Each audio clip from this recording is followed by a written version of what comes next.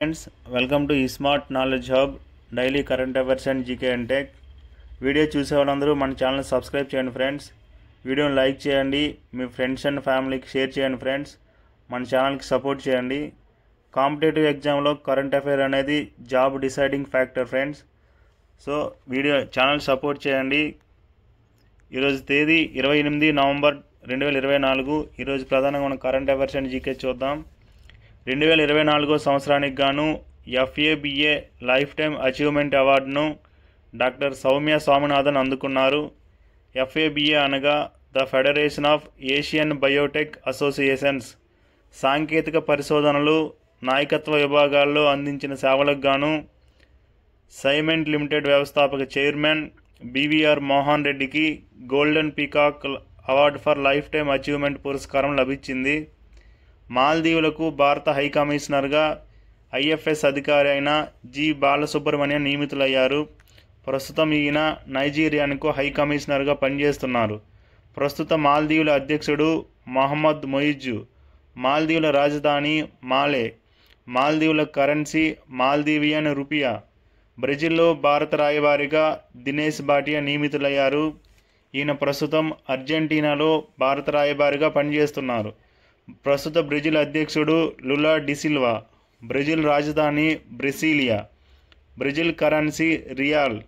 ఆంధ్రప్రదేశ్ రాష్ట్ర విద్యాశాఖ మంత్రి నారా లోకేష్ బాల్యం నుంచే రాజ్యాంగ విలువలు బోధించడానికి బాలల కోసం భారత రాజ్యాంగ పుస్తకాన్ని 2025-26 విద్యా సంవత్సరం నుంచి పాఠశాల బాలలందరికీ అందజేస్తామని ప్రకటించారు.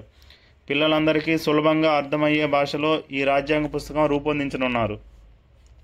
కేవలం రిజర్వేషన్లు పొందడానికే తమని తాము హిందువులుగా పేర్కొనడాన్ని సుప్రీంకోర్టు తీవ్రంగా తప్పుబట్టింది. ఇది రాజ్యాంగాన్ని మోసం చేయడమే అని తెలిపింది. Justice Pankaj Mittal, justice R మహదేవల ధర్మాసనం క్రిస్టియన్ పిటిషనర్కు SC కుల ధ్రువపత్రం ఇవ్వడానికి రిజర్వేషన్ల లక్ష్యాలకు, సామాజిక విలువలకు విరుద్ధమని, అది రాజ్యాంగాన్ని మోసం చేయడమే అని ఈ సందర్భంగా వెల్లడించింది. ఆంధ్రప్రదేశ్ రాష్ట్రం గంజాయి మారక ద్రవ్యాలను కట్టడి చేసేందుకు ఈగల్ పేరుతో elite anti narcotics group for law enforcement రాష్ట్ర స్థాయిలో ఒక టాస్క్ ఫోర్స్ను ఏర్పాటు చేయనున్నారు. పాఠశాలలు, కళాశాలలు, విశ్వవిద్యాలయాలు, గ్రామ వార్డు సచివాలయాల పరిధిలో కనీసం 10 మందితో ఈగల్ కమిటీని ఏర్పాటు చేసి డ్రగ్స్ను కట్టడి చేయనున్నారు. మారక ద్రవ్యాలు, గంజాయి వల్ల కలిగే నష్టాలపై అవగాహన కల్పించేందుకు రాష్ట్ర వ్యాప్తంగా మహాసంకల్పం పేరుతో అవగాహన సదస్సులు, ర్యాలీలు చేపట్టనున్నారు. గంజాయి, డ్రగ్స్పై ఫిర్యాదులు, సమాచార స్వీకరణ కోసం టోల్ ఫ్రీ నెంబర్ 1972ను ఏర్పాటు చేయనున్నారు. ఇండియన్ మెడికల్ అసోసియేషన్ IMA జాతీయ ఉత్తమ కార్యదర్శిగా డాక్టర్ బూసిరెడ్డి నరేంద్ర రెడ్డి ఎంపికయ్యారు. డిసెంబర్ 27న హైదరాబాద్లో జరగనున్న IMA జాతీయ సమావేశాల్లో ఈ అవార్డును అందుకోనున్నారు. ఇటీవల బంగాళాఖాతంలో ఏర్పడిన ఫెంగల్ తుఫానుకు ఆ పేరును సూచించిన దేశం సౌదీ అరేబియా. భారత్లో అధ్యాపకులను శక్తివంతం చేయడానికి విద్యా మంత్రిత్వ శాఖ ఇటీవల ప్రారంభించిన వినూత్న డిజిటల్ ప్లాట్ఫామ్ పేరు టీచర్ యాప్. హిందూ మహాసముద్రంలో నీలి ఆర్థిక వ్యవస్థ పాత్రను నొక్కి చెప్పే వాయేజ్ శ్రీలంక 2024 సదస్సు కొలంబోలో జరిగింది. జమ్మూ కాశ్మీర్ రాష్ట్రం 1950 తర్వాత ఇటీవల మొదటిసారిగా రాజ్యాంగ దినోత్సవం జరుపుకుంది. India Tanzania joint defence cooperative committee 3వ సమావేశం గోవాలో జరిగింది. పాఠశాలల్లో విద్యార్థులకు అందించే మధ్యాహ్న భోజన పథకం ధరలను పెంచుతూ కేంద్ర ప్రభుత్వం ఉత్తర్వులు జారీ చేసింది. పెంచిన ధరలు డిసెంబర్ 1 నుంచి అమల్లోకి రానున్నాయి. ప్రాథమిక పాఠశాలల్లో ఒక్కో విద్యార్థికి ప్రస్తుతం ₹5.45 చొప్పున ఇస్తుండగా దీన్ని ₹6.19కు పెంచింది. ప్రాథమిక ఉన్నత పాఠశాలల్లో చదివే ఒక్కొక్కరికి ప్రస్తుతం ₹8.17 ఇస్తుండగా దీన్ని ₹9.29కు పెంచారు. ఇందులో కేంద్రం 60%, రాష్ట్రం 40% భరించాల్సి ఉంటుంది. లోక్సభలో కేంద్రం వెల్లడించిన వివరాల ప్రకారం భారత స్థూల దేశీయోత్పత్తి GDPలో పర్యాటక రంగం మొత్తం వాటా శాతాలలో 2018-19 సంవత్సరానికి సంబంధించి 5.01, 2019-20 సంవత్సరానికి గాను 5.18%, 2020-21 సంవత్సరానికి సంబంధించి 1.50%, 2021-22 సంవత్సరానికి సంబంధించి 1.75%, 2022-23కు సంబంధించి 5% ఉన్నదని వెల్లడించింది. 2028 అండర్-20 ప్రపంచ అథ్లెటిక్స్ ఛాంపియన్షిప్కు ఆతిథ్యం ఇచ్చేందుకు భారతదేశం బిడ్ను దాఖలు చేసింది. ప్రస్తుత ప్రపంచ అథ్లెటిక్స్ అధ్యక్షుడు సెబాస్టియన్ కో అమెరికా వ్యాపారవేత్త జెఫ్ బెజోస్కు చెందిన private aerospace company blue origin ఇటీవల రోదసీ యాత్ర నిర్వహించింది. దీని ద్వారా అంతరిక్షంలోకి వెళ్లిన 100వ మహిళా ఇంజనీర్గా ఎమిలీ కాండ్రెల్లి రికార్డు సాధించారు. ప్రముఖ రచయిత, అభ్యుదయ కవి, పాత్రికేయుడైన గజ్జెల మల్లారెడ్డి పేరిట యోగివేమన విశ్వవిద్యాలయం అందజేసే జీవిత సాఫల్య పురస్కారానికి ఈ ఏడాదికి గాను కె. శ్రీనివాస్ మరియు తెలకపల్లి రవి ఎంపికయ్యారు. సంకల్ప కార్యక్రమం. ఆంధ్రప్రదేశ్ ప్రభుత్వ జూనియర్ కళాశాలల్లో ఉత్తీర్ణత శాతాన్ని పెంచేందుకు ఇంటర్మీడియట్ విద్యాశాఖ సంకల్ప్ 2025 కార్యక్రమాన్ని చేపట్టనుంది. డిసెంబర్ 1 నుంచి ఫిబ్రవరి చివరి వరకు ఈ కార్యక్రమాన్ని అమలు చేయనున్నారు. చదువులో వెనుకబడిన విద్యార్థులకు సాయంత్రం 4 నుంచి 5 గంటల వరకు స్టడీ అవర్ నిర్వహించడం ఈ కార్యక్రమ ఉద్దేశ్యం. గోదావరి మరియు గండికోట ప్రాజెక్టులకు వాటిని అభివృద్ధి పరిచేందుకు కేంద్ర ప్రభుత్వం 172.34 కోట్లను కేటాయించింది. పర్యాటక రంగ అభివృద్ధి కోసం మూలధన పెట్టుబడికి ప్రత్యేక తోడ్పాటు సాస్కీ పథకంలో భాగంగా ఈ నిధులను విడుదల చేసింది.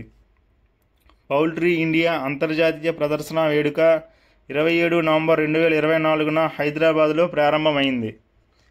సవాళ్లతో కూడిన ఎత్తైన ప్రాంతాలకు సామాగ్రి చేరవేయడంలో ఉపయోగపడే సబల్ 20 లాజిస్టిక్స్ డ్రోన్ను ఎండ్యూర్ ఎయిర్ సిస్టమ్స్ సంస్థ భారత సైన్యానికి అందించింది.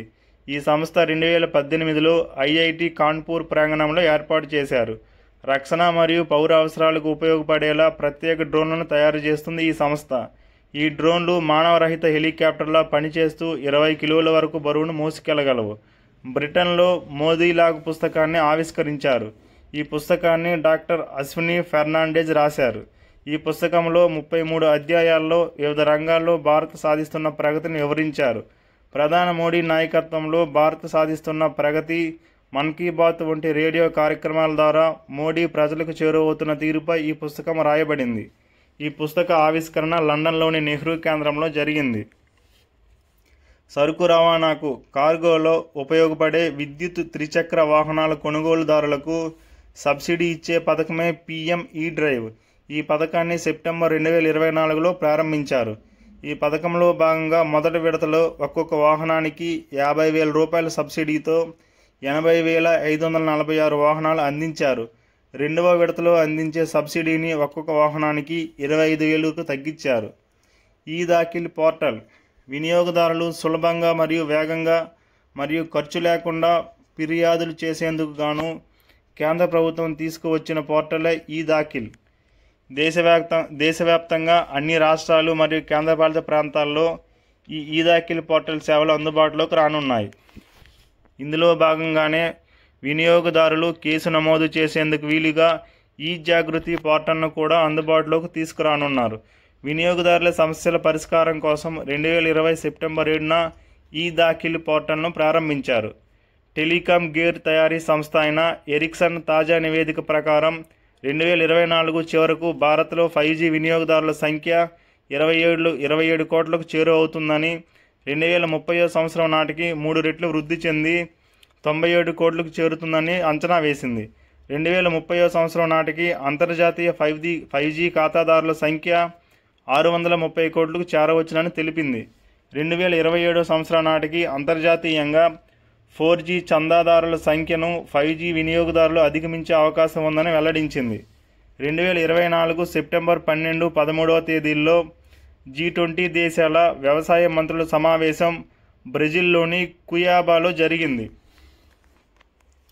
ప్రధానమంత్రి జనజాతీయ ఉన్నత్ గ్రామ అభియాన్ PMJUGA పథకం అమలు చేసేందుకు కేంద్ర ప్రభుత్వం దేశంలోనే తొలిసారిగా ఉత్తరాఖండ్లోని మనా గ్రామం ఎంపిక చేసింది. గిరిజనుల అభివృద్ధికి సమగ్ర విధానాన్ని అవలంబించే ఈ కార్యక్రమంలో 17 మంత్రిత్వ శాఖలు అందించే బహుళ ప్రభుత్వ పథకాలు ఉంటాయి. సామాజిక మౌలిక సదుపాయాలు, ఆరోగ్య సంరక్షణ, విద్య, ఆర్థిక అవకాశాలు మొదలగు కీలక రంగాలపై ఈ పథకంలో దృష్టి సారిస్తారు. ఈ పథకం అమలు కోసం 79,156 కోట్ల బడ్జెట్ను కేంద్రం కేటాయించింది. ఈ పథకం కింద దేశవ్యాప్తంగా 63,000 గ్రామాల్లోని 5 కోట్లకు పైగా గిరిజనులు లబ్ధి పొందనున్నారు. 2025 ఫిబ్రవరి 5 నుంచి 9 వరకు మొదటి world audio visual and entertainment summit WAVES సదస్సు భారత్లో జరగనుంది. PM ప్రణామ్.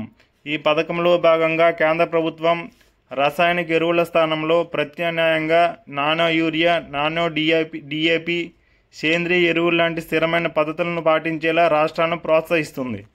2023-24 బడ్జెట్లో భాగంగా కేంద్ర ప్రభుత్వం ఈ పథకాన్ని ప్రారంభించింది. Thank you friends. Channel subscribe చేయండి, వీడియోని లైక్ చేయండి.